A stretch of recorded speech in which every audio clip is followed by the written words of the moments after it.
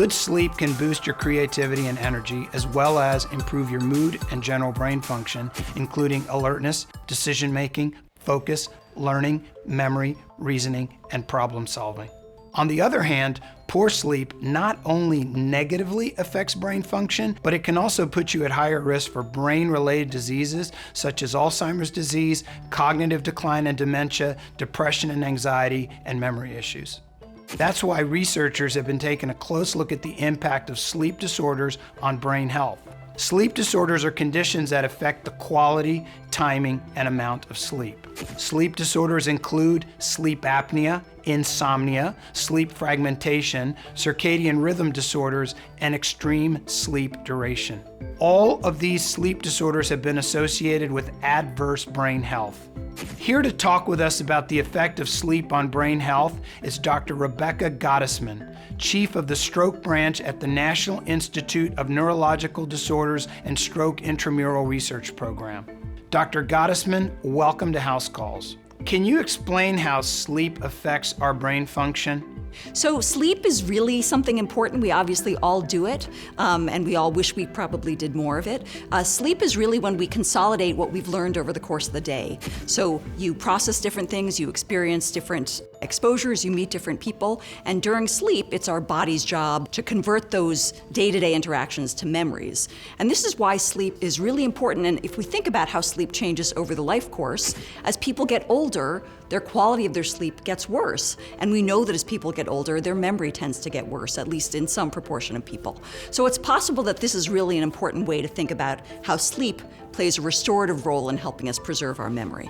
In addition, we think there's something that really is a cleanup system of some of the toxins in the brain that may accumulate and cause problems over time. So this is one of the key ways that sleep may be related to things like dementia and even Alzheimer's disease. There's something called the glymphatic system, and this is a sort of new concept that's been described recently, which basically has the function of clearing out these toxins. And when people have sleep problems, their glymphatic function may not be as good. They may not clear those toxins as well, which means that those toxins could accumulate and over time could even lead to something like Alzheimer's disease. Well, let's talk about good sleep.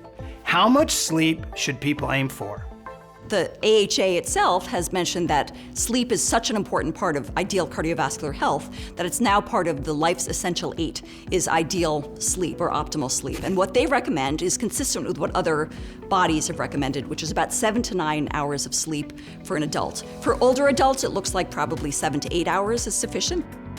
I think most people have a sense that they don't get enough sleep, but let's give folks an incentive to get more sleep. What does good sleep make possible? So as I mentioned, high quality sleep and spending enough time in that slow wave sleep is really important for really compiling all the information you've learned over the course of the day, consolidating those memories, and doing that sort of cleaning up to make sure that all these connections your brain has made over the course of the day are there and are kept, but that you're fresh to do that again the next day.